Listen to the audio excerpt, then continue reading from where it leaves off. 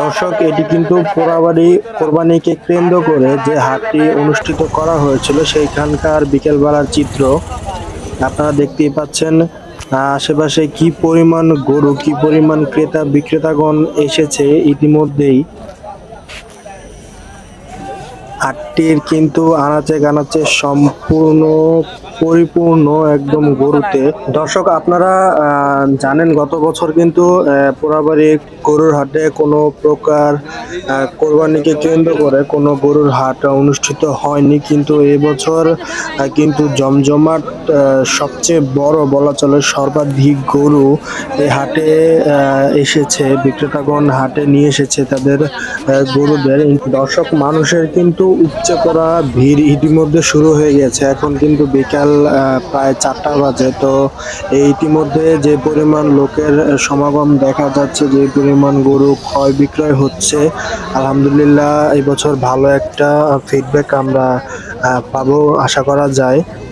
এবার কোরবানিকে কেন্দ্র করে এবছরে আর কি সর্বাধিক গরু কোরবানির হাটে বিক্রেতাগণ এনেছেন, তুলেছেন, এবং এই হাটটিতে কিন্তু প্রচুর পরিমাণ ক্রেতাগণের ভিড় আমরা কিন্তু লক্ষ্য করতে পারছি।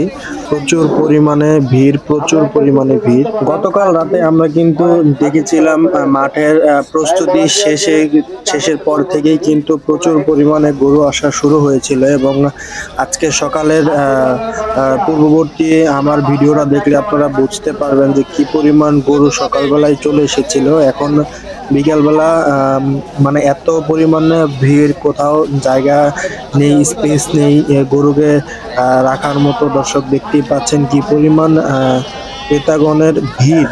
শুধু যে ভিড় বলে মানে লোকজন শুধু দেখতেই আসছে এরকম কিন্তু না, আমাদের এখানে কিন্তু সর্বাধিক গরু বিক্রি হয়েছে বলে জানা গিয়েছে। মানে কোরবানির যে কেন্দ্র করে যে গরুর হাটটি অনুষ্ঠিত হয়েছে, প্রায় ব্যাপক হারে গরু বিক্রি হয়েছে। শুধু গরু নয়, গরুর পাশাপাশি ছাগল, ভেড়া সবকিছুই উঠেছিল।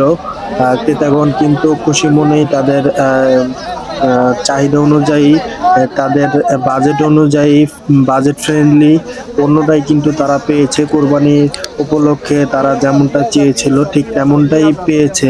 তো দর্শক, এই ছিল কোরবানির উপলক্ষে পোড়াবাড়ির কোরবানির গরুর হাটের দৃশ্য বা সংলাপ। আজকে এই পর্যন্তই, বিদায় নিচ্ছি। আল্লাহ হাফেজ।